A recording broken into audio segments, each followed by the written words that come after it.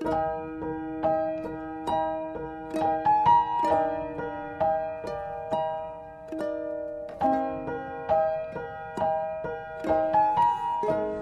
sukacita semuanya, ya. Kita percaya bahwa makin hari kita akan berjalan makin kuat bersama Tuhan. Kita tidak perlu takut. Kita berdoa terlebih dahulu. Bapa, kami mengucap syukur kalau sampai hari ini kami masih diberi kesempatan untuk acara live ini Tuhan, mendengar sebagian firman-Mu, urapi bibir lidah hamba-Mu.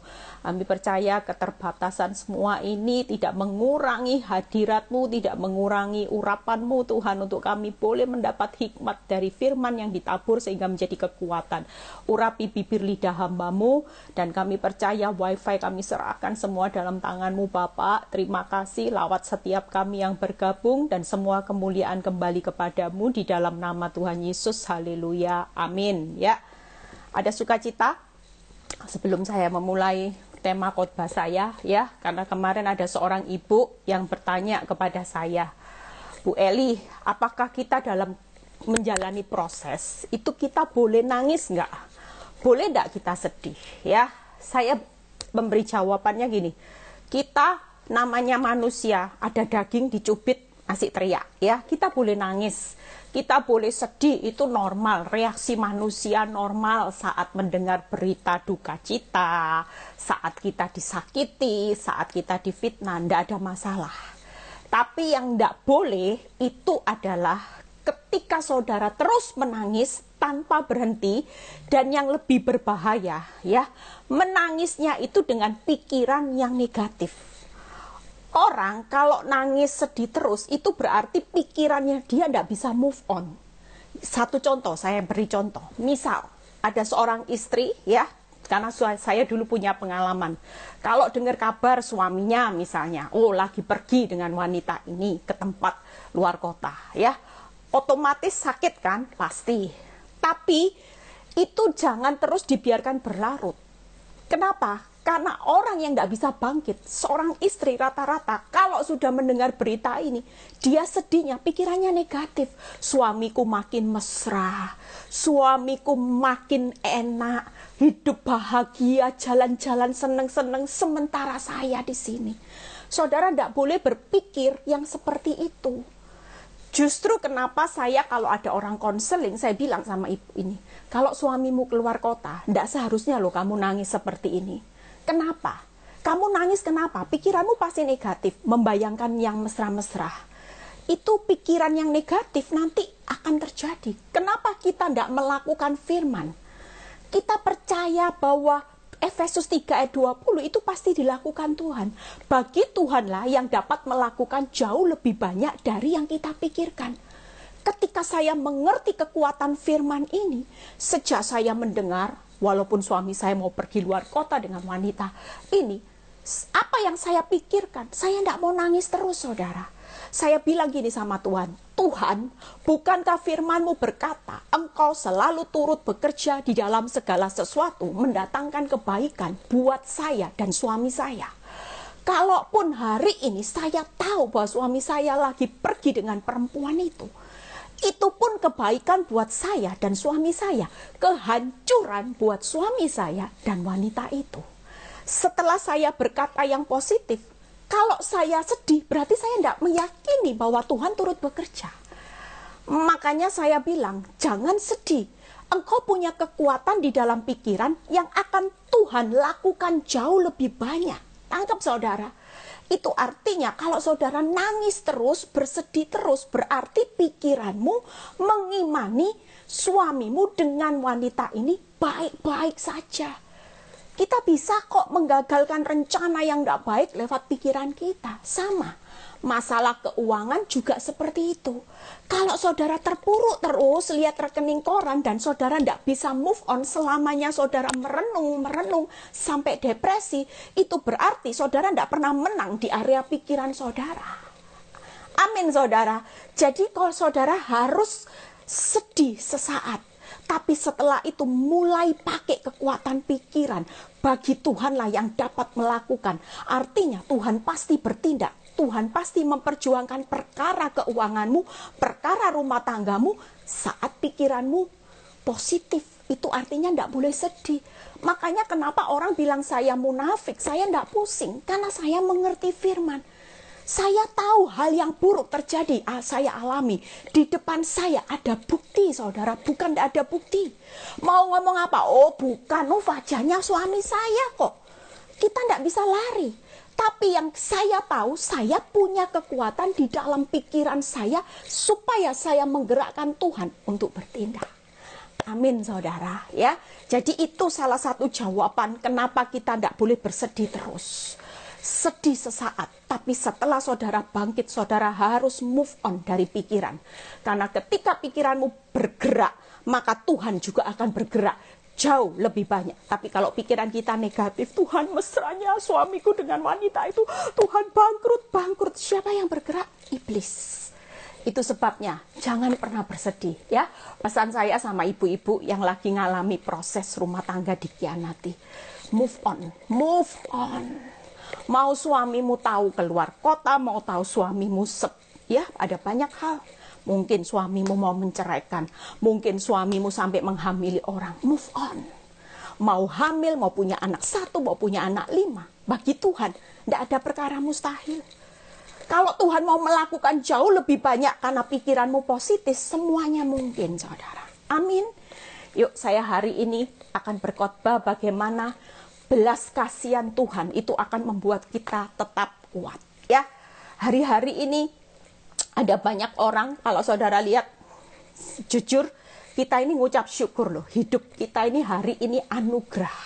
Ya, kita bisa hari ini makan, tidur nyenyak. Ya, bayangkan kalau orang tidak bisa tidur, ya, sepertiga hidup itu 8 jam itu ada buat tidur.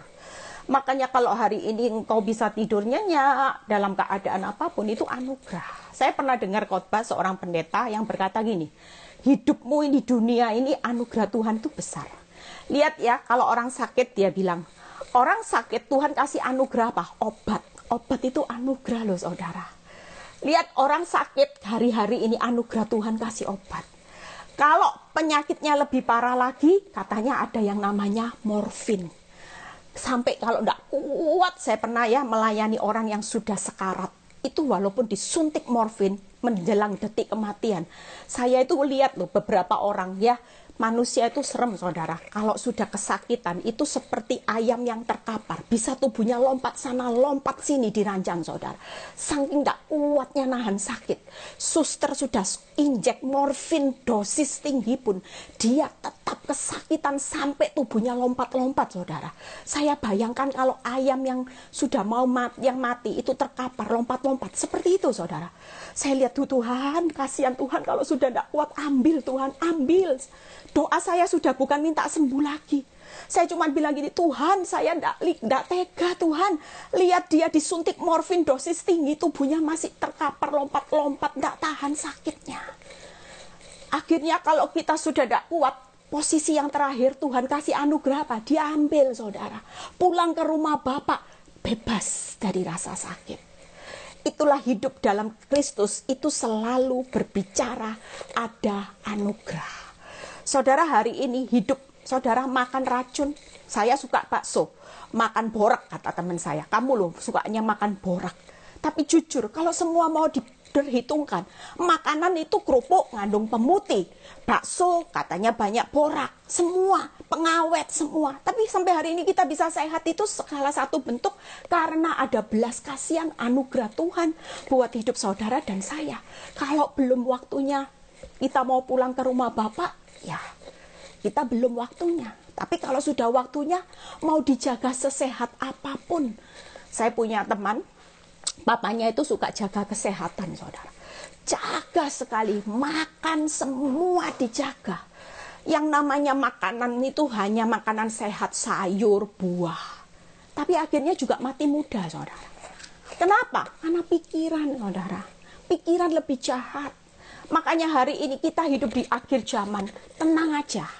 Ya, kita lihat bagaimana ayatnya. Kalau saudara baca di Mazmur 145, ya, ayat 17b. Tuhan itu penuh kasih setia dalam segala perbuatannya. Saudara lihat, ayat ini berkata bahwa Tuhan itu bukan setengah penuh loh. Penuh kasih setia dalam segala perbuatannya. Orang yang jujur hidupnya bersandar kepada Tuhan, hari-hari ini ngalami apapun tenang. Karena kita tahu kenapa. Buat hidup saya bisa setting hidup saya tenang, tidur nyenyak, makan banyak. Kenapa? Karena pikiran saya tahu saya ini berjalan dengan Tuhan yang penuh kasih setia. Kalaupun saya ada di dalam masalah, Tuhan itu penolong yang setia. Kalau sudah berbicara setia, Tuhan itu memperjuangkan perkara saudara, Tuhan itu bertindak enggak buat masalah saudara? Pasti. Tidak mungkin dia tidak melakukan sesuatu atas hidupmu pada saat engkau butuh pertolongannya. Tidak mungkin saudara. Walaupun terlihat Tuhan berlambat-lambat, tapi senyatanya dia tidak pernah terlambat. Kita hidup di dalam zaman anugerah. Jujur saya pernah punya seorang teman lagi. Saya itu ngomong gini sama teman saya. Saya lihat si ayah, ibu A ini hidupnya enak ya. Suaminya cinta gitu ya. Sudah gitu ekonomi diberkati, semuanya baik, anak-anak baik, terlihat anaknya juga pinter, sukses semua. Tapi dia bilang gini teman saya, tapi kamu kan tidak tahu masalah setiap orang. Kalau orang tidak kenal Kristus itu beda. Kamu ngalami badai, tapi aku lihat hidupmu lebih tenang. Loh kok bisa? Kamu kan tidak tahu dia tiap malam butuh obat tidur, sanak saudara. Itu pun cuma tahan 4 jam, setelah itu dia tidak bisa tidur lagi. Dan itu dilakukan tiap malam. Itu berarti saudara dan orang dunia, walaupun dalam taraf saudara mengalami masalah yang berat, tapi yang satu kelihatannya tidak ada masalah. Tapi karena hidup di dalam damai sejahtera, di dalam belas kasihan Tuhan, anugerah Tuhan, saudara bisa tetap tidur di tengah masa yang sukar. Karena saudara tahu, kita punya Tuhan yang baik. Amin. Ini Tuhan yang penuh. Katakan, Tuhan itu penuh kasih setianya. Kalau sudah penuh itu berbicara pasti melimpah. Apapun yang dia izinkan, hal buruk sekalipun terjadi hari ini, itu tidak akan menghalangi kebaikannya untuk diberikan buat saudara dan saya nikmati. Amin saudara. Yuk kita baca di Matius. 3 hal yang akan kita bahas ya. Bagaimana Tuhan yang penuh belas kasihan, Tuhan yang penuh kasih setia. Matius 15 ayat 32. Matius 15 ayat 32. Yuk kita baca. Lalu Yesus memanggil murid-muridnya dan berkata, hatiku, saudara lihat ya, tergerak oleh belas kasihan kepada orang banyak itu. Ini pada waktu Yesus melihat orang banyak ya, hatinya tergerak oleh belas kasihan. Karena ini sudah 3 hari mereka mengikut aku dan mereka tidak mempunyai makanan. Aku tidak mau menyuruh mereka pulang dengan lapar, nanti mereka pingsan di jalan. Saudara lihat ya, ini rangkaian di mana Tuhan membuat mujizat. Tuhan memberi makan 4.000 laki, belum termasuk anak-anak dan wanita 5.000. Dan pada waktu itu tidak ada persediaan makanan. Tapi mujizat Tuhan terjadi, bisa mencukupi kebutuhan 5.000 orang, sisa 7 bakul di dalam cerita Matius ini, 15. Saudara lihat ya, dari kata ayat di atas, kita baca pelan-pelan dan sampai saudara mengerti, mengenal Tuhan yang benar, itu belas kasihannya gimana. Lihat kita panggil, lihat kita baca, hatiku tergerak oleh belas kasihan. Itu berarti hari ini yang punya inisiatif untuk memberi belas kasihan tanpa saudara minta loh. Tuhan selalu punya inisiatif yang digerakkan dengan belas kasihan untuk menolong saudara dan saya. Amin saudara. Saudara baca lagi ya, kita sama-sama baca. Sudah 3 hari mereka mengikuti aku dan mereka tidak mempunyai makanan. Siang ini Tuhan tahu saudara sudah setia mengikut Kristus. Dan Tuhan tahu jelas apa yang saudara alami hari ini. Saudara tidak punya cukup uang untuk bertahan hidup. Saudara mengalami kekurangan kasih sayang, kekurangan keharmonisan dalam rumah tangga, Tuhan tahu. Tuhan tahu hari ini engkau kekurangan di dalam apa? Mungkin fisikmu lemah, engkau tidak punya kesehatan. Hari ini pastikan Tuhan punya inisiatif untuk selalu menggerakkan belas kasihannya.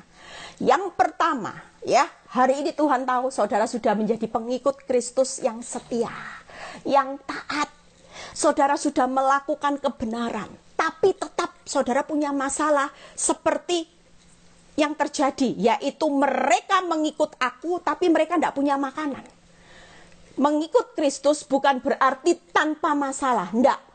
Kita mengikut Kristus, tapi kita diperhadapkan hari ini, kita tidak punya keuangan yang cukup. Kita menghadapi masalah dalam kehidupan rumah tangga yang benar-benar kacau balau. Itu yang pertama, yaitu Tuhan tahu apa yang saudara butuhkan.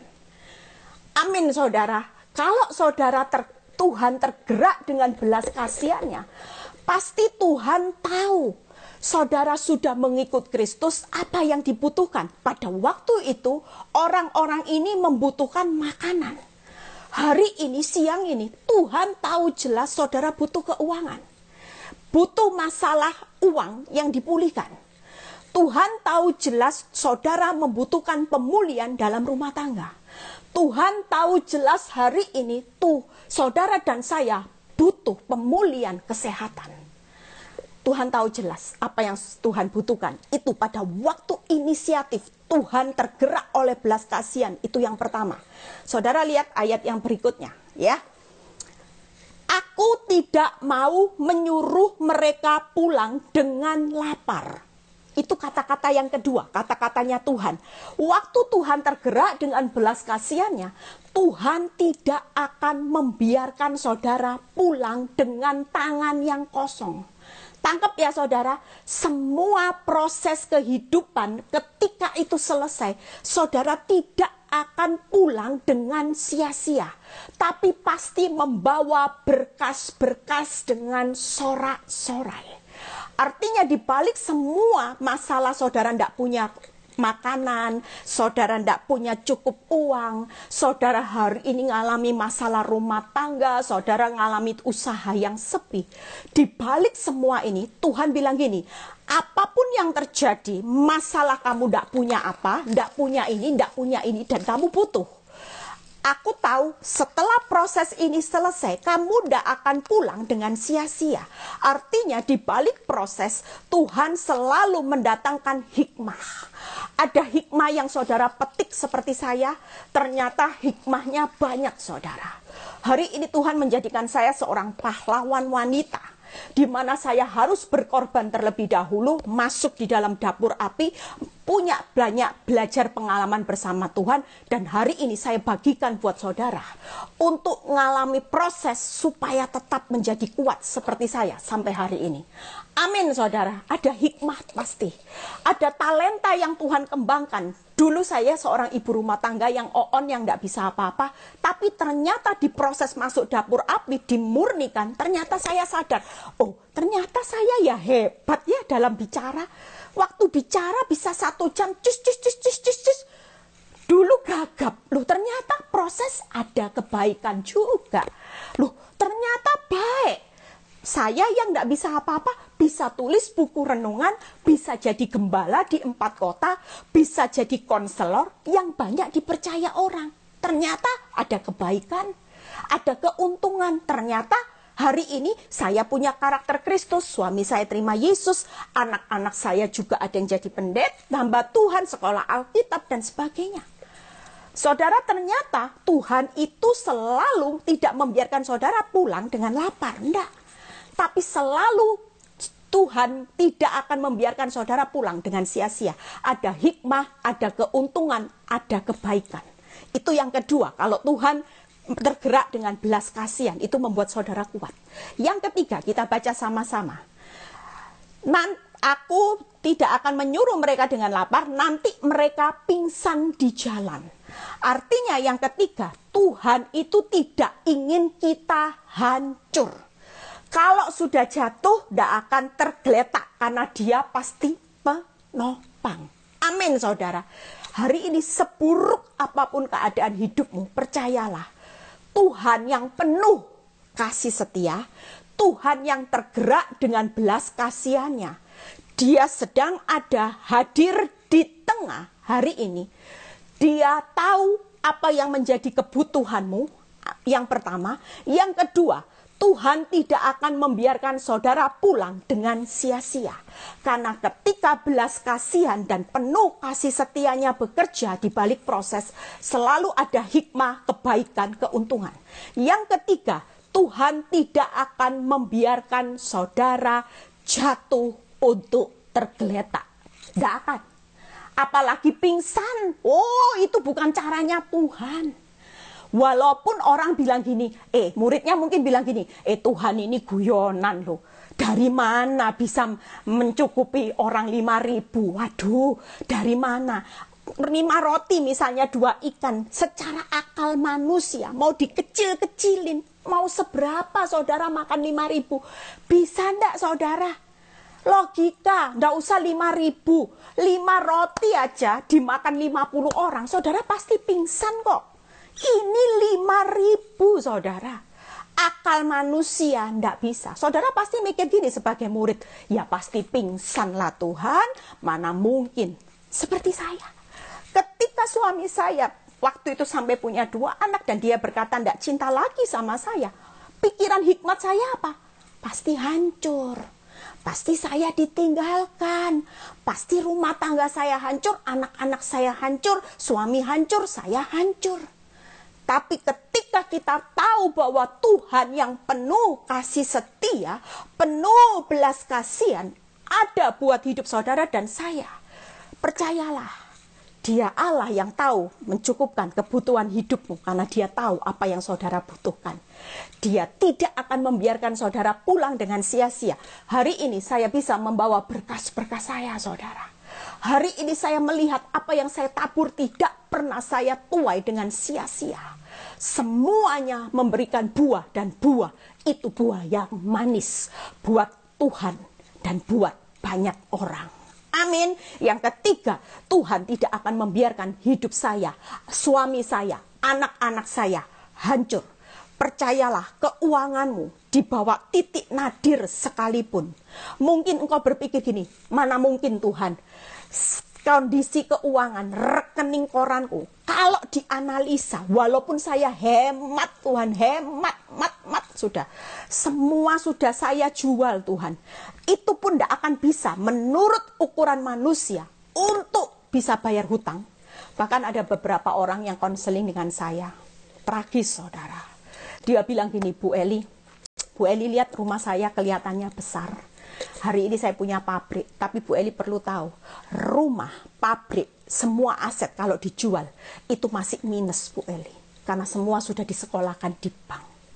Secara akal saya cuma bilang, akalmu tidak akan bisa. Saudara pasti bilang gini, pingsan sudah, pingsan, Bu Eli pingsan sudah, hancur. Seperti murid-murid berpikir, tapi Tuhan yang hidup hari ini ada di tengah-tengah saudara. Tuhan berkata gini, nak, percayalah firman ini kebenaran. Aku tidak mau menyuruh mereka pulang dengan lapar, nanti mereka pingsan di jalan. Itulah cara Tuhan yang ajaib, yang dahsyat, yang akan melakukan perkara besar buat saudara dan saya. Amin saudara. 3 hal yang saya akan bahas. Yuk. Yang pertama, bagaimana Tuhan tahu apa yang saudara dan saya butuhkan hari ini. Buka Yesaya 40 ayat 10 dan 11. Kenapa Tuhan tahu? Ya. Yesaya 40 ayat 10 dan 11. Yesaya 40 ayat 10 dan 11. Lihat, itu Tuhan Allah, ia datang dengan kekuatan. Dengan tangannya ia berkuasa. Lihat mereka yang menjadi upah jeripayahnya ada bersama-sama dengan dia, dan mereka yang diperolehnya berjalan di hadapannya. Hari ini pastikan, ya 11-nya kita baca.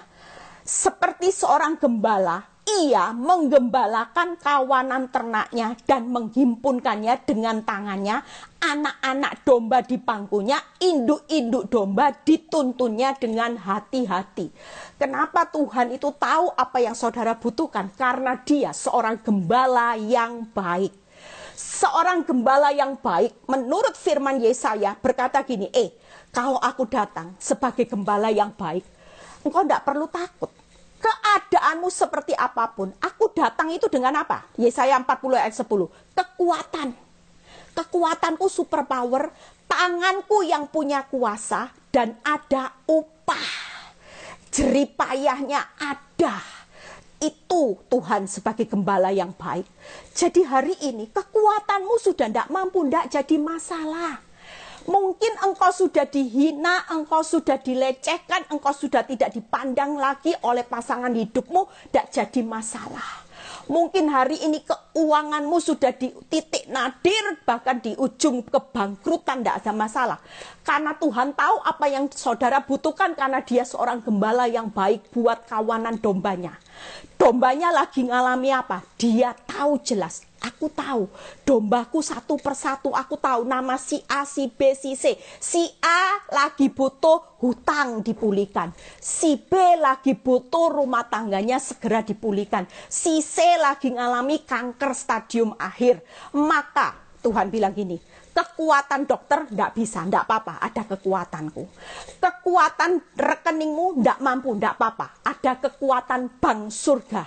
Hari ini mungkin engkau lihat kekuatanmu sudah tidak bisa lagi membuat suamimu cinta, tidak apa-apa. Ada kasih Bapa yang akan dicurahkan atas suamimu suatu kali.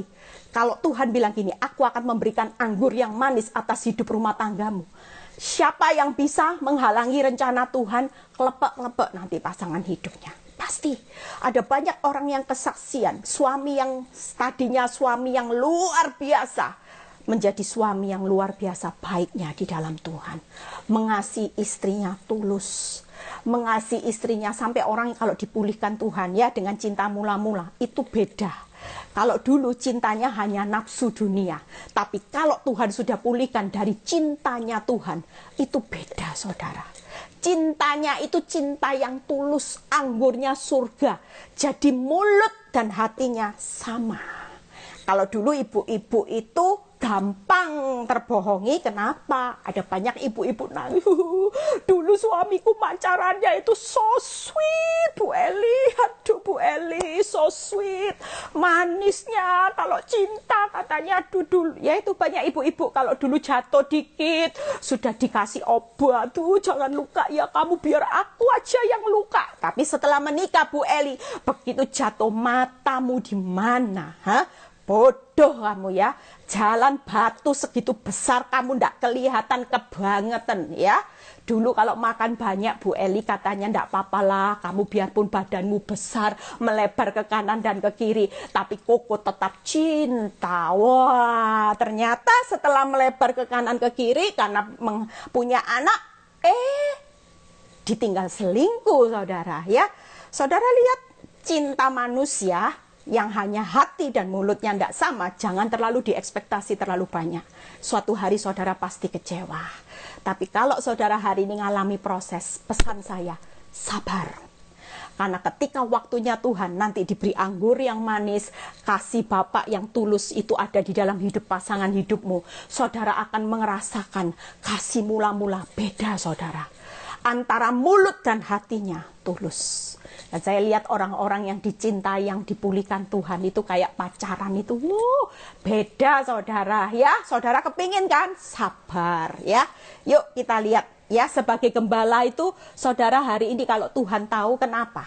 Yang pertama, tangan Tuhan akan mengembalakan saudara dan saya. Makanya dia tahu apa yang itu saudara butuhkan.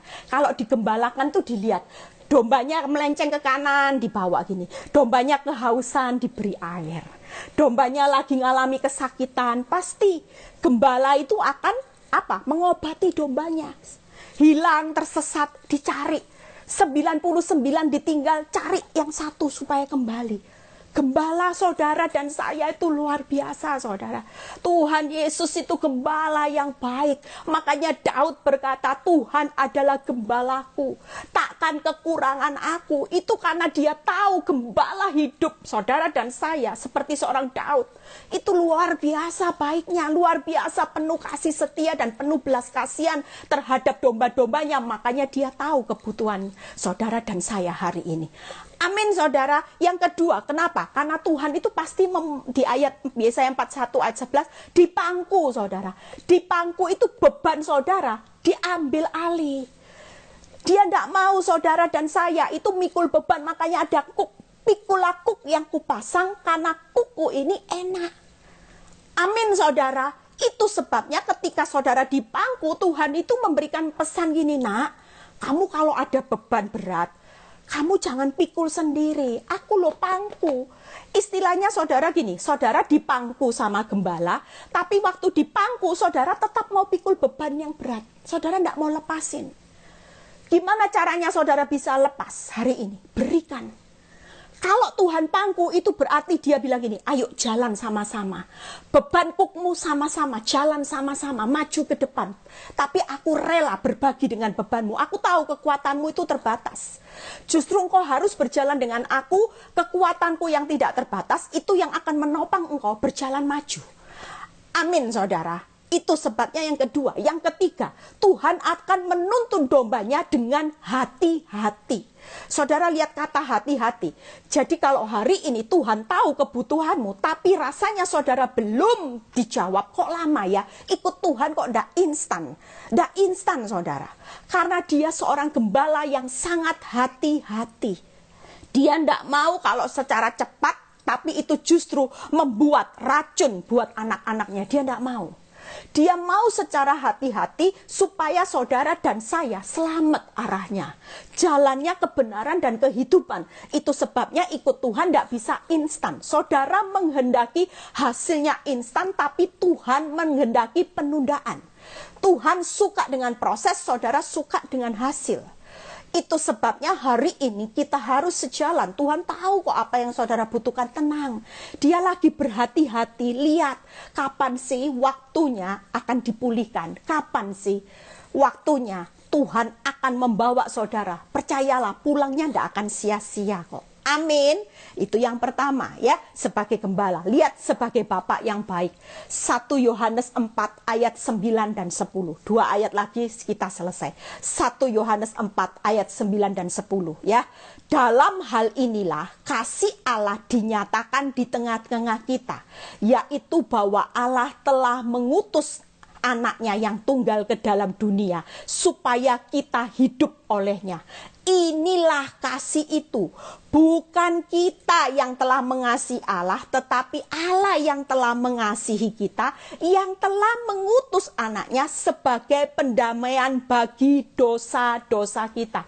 Tadi inisiatif belas kasihan siapa, saudara? Tuhan. Tuhan yang tergerak oleh belas kasihan. Ini sebagai Bapak yang baik. Bukan kita yang mengasihi Allah, tetapi inisiatif Allah justru yang telah mengasihi kita. Itu sebabnya sebagai bapak yang baik, dia tahu itu kebutuhan jasmanimu, tahu. Karena dia gembala yang selalu dekat dengan dombanya. Tapi kebutuhan yang utama, waktu saya baca firman ini, saya menjadi tenang, saudara. Kenapa? Tuhan bilang gini, kamu tahu enggak ya, aku ini sudah memberi hidup, aku itu memberi kasih, dan aku itu memberi pengampunan. Luar biasa. Jadi kita hidup enggak usah takut mati, saudara. Tuhan sudah menjanjikan kehidupan, Tuhan itu sudah memberi kasih-Nya, Dia mengasihi kita terlebih dahulu. Bahkan Tuhan itu memberi pengampunan, jadi kita itu tidak usah takut mati. Ada banyak orang takut mati, rasanya gini, apakah dosaku diampuni, Bu Eli? Percayalah, Yesaya 1 ayat 18, dosamu merah seperti kermisi, akan jadi putih seperti salju. Kisah 4:12 kalau tidak salah. Dengan mulut mengaku dan hati percaya, kamu akan diselamatkan. Itu sudah jadi pegangan orang Kristen. Jadi hari ini, Roma 10 ayat 9 kalau tidak salah itu. Jadi hari ini percayalah, saudara dan saya sebagai bapak yang baik, Dia tahu apa yang saudara butuhkan. Saudara butuh hidup kekal, saudara butuh dikasihi, saudara butuh pengampunan dosa. Yang paling utama Dia sudah berikan. Apalagi hanya masalah keuangan, masalah pemulihan rumah tangga, Dia tahu jelas. Karena Dia gembala yang baik. Hari ini pastikan gembala yang baik itu ada buat saudara dan saya. Dia sedang pangku saudara dan saya. Dia sedang tuntun jalan saudara. Hati-hati supaya jalannya kebenaran kehidupan. Amin saudara. Jadi hari ini saudara tidak perlu takut ya. Tangan Tuhan pasti ngembalikan. Yang kedua, satu ayat lagi nanti kita selesai. Tuhan tidak ingin kita pulang dengan sia-sia ya. Yuk kita baca ayatnya. Hari ini ada hikmah, ada kebaikan, keuntungan. Baca Daud, Mazmur 145 ayat 15 sampai 17a. Mata sekalian orang menantikan engkau, dan engkau pun memberi mereka makanan pada waktunya. Engkau yang membuka tanganmu dan yang berkenan mengenyangkan segala yang hidup. Tuhan itu adil dalam segala jalannya. Amin saudara, hari ini kita percaya firman Mazmur 145 ayat 15 sampai 17a. Daud itu berkata gini, mata sekalian orang menantikan engkau. Hari ini kita ini pasti pulang, tidak akan sia-sia. Tapi kenapa kita tidak mendapatkannya? Karena kita tidak sabar menantikan waktunya Tuhan.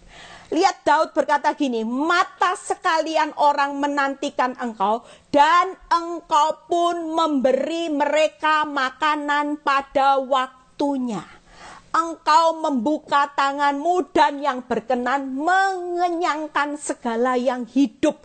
Bahkan Tuhan itu adil dalam segala jalannya. 3 hal saudara. Yang pertama hari ini, sabar menantikan waktunya Tuhan. Supaya engkau pulang tidak sia-sia.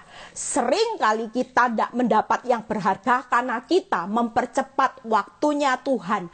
Kita paksa Tuhan, kita keluar dari prosesnya Tuhan, ambil jalan shortcut, jalannya dunia. Sehingga kita tidak mendapatkan ini loh saudara. Memberi makanan dengan kenyang, sekenyang-kenyangnya. Bukan sekedar makan. Hari ini kalau hidupmu belum ditolong Tuhan, kelihatan Tuhan berlama-lama, itu karena Tuhan mau buat saudara kalau menikmati makanan bukan hanya sekedar kenyang, tapi sekenyang-kenyangnya. Amin. Bukan sekedar baik, tapi yang terbaik. Makanya sabar. Amin saudara, sabar. Yang kedua, apa yang Tuhan lakukan? Tuhan akan membuka tangannya pada waktunya. Hari ini pastikan kita tidak akan pulang dengan sia-sia. Karena ketika kita mengangkat tangan, Tuhan turun tangan. Kalau Tuhan turun tangan, turut bekerja di dalam segala sesuatu, pasti mendatangkan kebaikan. Pasti mendatangkan keuntungan, bukan kerugian. Makanya sabar. Amin saudara. Yang ketiga apa? Tuhan itu akan membuka jalan pada waktunya. Artinya hari ini kalau tidak ada jalan, tidak ada masalah.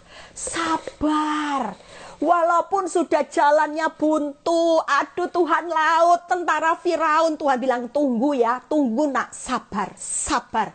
Nanti ada waktuku. Tidak ada jalan sekalipun, aku yang buka jalan, kamu bisa jalan di laut, di tanah, di laut yang kering akan kau jalani. Tidak mungkin tidak.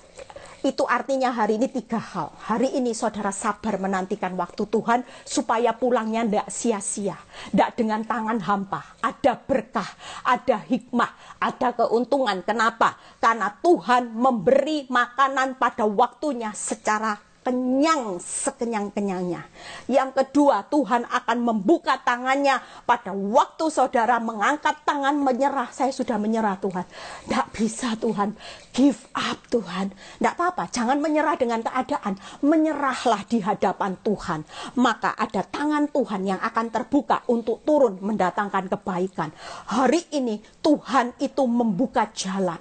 Pasti, tapi sabar ya nak, sabar. Sabar, katakan pada diri sendiri, sabar, sabar. Tidak akan sia-sia kenyang nanti. Artinya ada hal yang memuaskan saudara. Sampai saudara bilang, wow, wow, wow. The best Bu Eli. Bersama Tuhan, selalu karyanya kepingin yang terbaik. Tuhan itu tidak mau cepet-cepet. Yaitu karyanya apa? Karyanya cuma sekedar karya biasa-biasa. Tidak, itu mempermalukan Tuhan saudara yang hebatnya luar biasa. Orang sakit bisul, sembuh, sama kanker stadium 4 sembuh. Hebat mana kemuliaannya? Ya, tapi kita semua tidak bilang, oh aku minta kanker aja Tuhan. Oh enggak saudara, enggak usah saudara. Kita semua punya proses sendiri-sendiri untuk menyatakan kemuliaan. Tapi inilah cara Tuhan yang ajaib. Hari ini kalau engkau tidak punya jalan, engkau rasanya sudah tidak punya akal lagi, give up sudah. Percayalah, sebentar lagi, sabar. Tuhan akan memberi engkau. Hari ini engkau kekurangan, hari ini engkau kelaparan, hari ini engkau dalam keadaan keterpurukan. Tapi percayalah, ada waktu Tuhan setelah proses ini selesai. Ada kekenyangan, ada kebahagiaan, ada pemulihan yang luar biasa, ada kelimpahan, ada kesehatan yang luar biasa yang Tuhan akan kerjakan. Amin.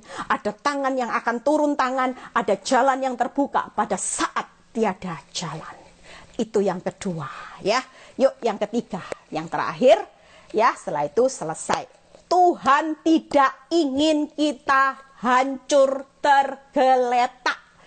Jatuh pun tidak apa-apa. Lihat ya, kitab Amsal, 7 kali orang benar jatuh pasti bangkit kembali karena Tuhan menopang. Tapi orang fasik akan roboh di dalam bencana. Saudara dan saya tidak akan, kalaupun jatuh hari ini, ada banyak orang jatuh rumah tangganya, keuangannya lagi jatuh, tidak usah takut, tidak akan tergeletak saudara. Saudara tidak akan bilang gini, lama-lama pingsan loh saudara, lama-lama pingsan Tuhan, lama-lama KO Tuhan, tidak akan. Tuhan bilang, aku tidak mau lihat orang-orang itu pingsan, aku selalu tergerak oleh belas kasihan. Siang ini pastikan, apa Tuhan tidak tahu engkau disia-sia pasangan hidupmu? Tahu. Apa Tuhan tidak tahu keuanganmu lagi di ambang batas? Usahamu sudah sepi selama setahun ini, subsidi terus. Tuhan tahu tidak? Tuhan tahu engkau subsidi selama setahun ini, keuanganmu terpaksa harus tombok bayar bunga bank tidak cukup Bu Eli, tidak cukup, toko sudah sepi, bunga bank jalan. Akibatnya saudara harus nguras depositomu buat ngombok, ya. Istilahnya harus menalangi terlebih dahulu. Tuhan tahu tidak? Tahu. Apakah Tuhan izinkan semua ini terjadi? Suamimu yang tidak setia sampai meninggalkan, sampai engkau sampai punya anak, bahkan sampai tidak cinta dan sebagainya. Apakah Tuhan tidak tahu? Apakah Tuhan bilang gini, ya sudah biarin aja, memang aku punya rencana kok kamu hancur? Tidak loh saudara. Tuhan tidak akan pernah punya rencana saudara tergeletak, pingsan. Tuhan tidak akan pernah punya rencana seperti itu. Dia tidak akan pernah, justru kejatuhan itu, karena dia ingin membuktikan di saat kelemahan mula, kuasaku akan menjadi sempurna. Amin saudara, amin. Itu yang akan Tuhan buktikan. Yuk kita baca ayatnya. Mazmur 145 ayat 13 dan 14. Mazmur 145 ayat 13-14. Kerajaanmu ialah kerajaan segala abad, pemerintahanmu tetap melalui segala keturunan. Tuhan setia dalam segala perkataannya, penuh kasih setia dalam segala perbuatannya. Ini kata-kata yang luar biasa. Ayat 14. Tuhan Tuhan itu penopang bagi semua orang yang jatuh dan penegak bagi semua orang yang tertunduk. Hari ini kita semua yang lagi terjatuh, tertunduk karena aib. Jujur, waktu saya mengalami masalah rumah tangga saya tertunduk, saudara. Aduh, aib, aduh, jatuh lagi. Lihat suami, jatuh lagi. Jujur, tapi ketika saya baca firman ini, saya tangkap pesan Tuhan.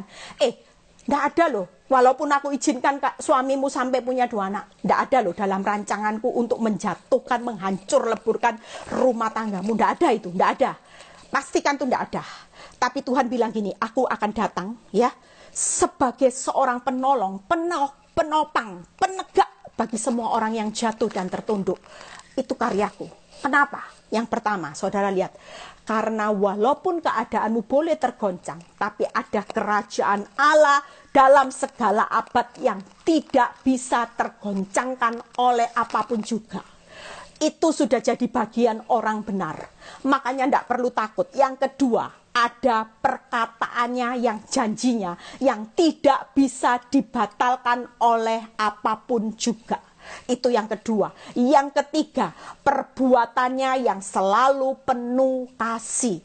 Jadi saudara dan saya hari ini pastikan Tuhan hadir, yaitu keadaanmu boleh tergoncang, saudara tidak akan tergeletak. Ada yang menopang, ada yang menjamin kerajaan Allah segala abad yang tidak tergoncangkan. Perkataan janji Tuhan yang tidak bisa dibatalkan oleh apapun juga. Yang ketiga, dia selalu datang dengan perbuatannya yang penuh kasih. Bahkan Tuhan berkata, apa saudara, hari ini kita percaya bahwa ada kasih Tuhan yang luar biasa di dalam segala perbuatannya. 3 hal ini, hari ini yuk 3 hal tadi ya, sebagai Tuhan yang penuh dengan kasih setia dan penuh belas kasihan. Tuhan tahu apa yang saudara butuhkan siang ini. Katakan, tenang, tenang. Tuhan tahu loh kebutuhanku. Tuhan tahu kebutuhanmu. Tenang Eli, tenang. Katakan, tenang. Tuhan itu tidak akan biarkan engkau dalam proses ini pulang itu berakhir sia-sia. Ada keuntungan, ada kebaikan, ada hikmahnya dari prosesmu. Yang ketiga, Tuhan itu tidak akan membiarkan saudara dan saya hari ini jatuh untuk tergeletak. Tidak akan hancur. Percayalah itu. Bagian saudara dan saya, ini yang perlu kita lakukan. Hari ini, yuk kita semua mau fokus. Fokusnya bukan kepada masalah yang goncang, keuangan yang goncang, rumah tangga yang goncang, tapi fokus kepada Tuhan yang penuh belas kasihan dan penuh kasih setia. Orang yang fokus itu gimana saudara? Responnya. Kalau saudara fokus dengan keuanganmu hari ini bisa stres, bisa depresi. Jujur kalau saya fokus dengan perbuatan suami saya tidak akan pernah jadi orang hari ini. Tidak tahu sudah saya jadi apa. Tapi ketika saya fokus dengan Tuhan, apa yang saya lakukan? Tenang dan percaya. Itu yang pertama. Tenang, percaya. Yang kedua. Yang ketiga yaitu sabar menantikan waktunya Tuhan. 3 hal ini yuk kita lakukan hari ini. Apapun masalahmu hari ini, kita punya Tuhan sebagai gembala yang baik. Dia sedang menggembalakan saudara dan saya. Dia sedang memangku saudara dan saya. Dia sedang tangannya menuntun saudara dan saya secara hati-hati. Amin saudara. Hari ini tidak perlu takut saudara ya. Kita punya Tuhan sebagai Bapa yang baik. Dia sudah memberikan kita hidup, kita dikasihi, bahkan kita sudah diberi pengampunan. Yang kedua yaitu apa saudara? Sabar, yaitu karena Tuhan akan memberi makanan dengan sekenyang-kenyangnya. Itu yang pertama. Yang kedua, dia akan membuka tangannya saat saudara angkat tangan. Dia akan membuka jalannya saat tiada jalan. Itu artinya tidak akan pernah sia-sia.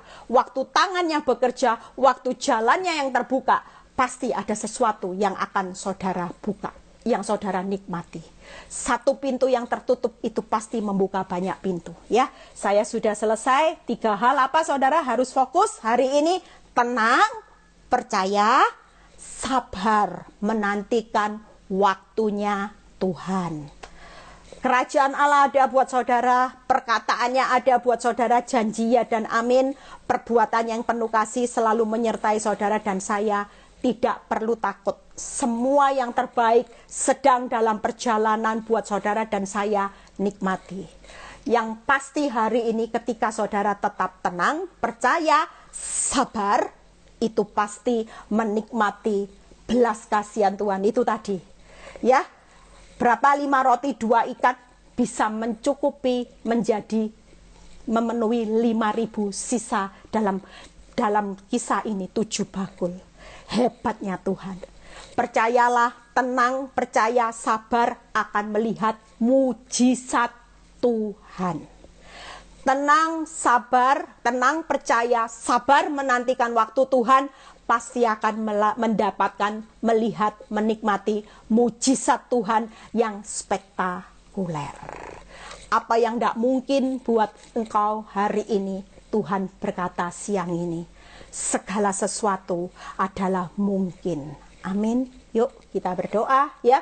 Kita percaya hari ini saudara akan banyak kesaksian yang luar biasa. Hari-hari ini saudara dan saya akan dibawa Tuhan akan semakin kuat.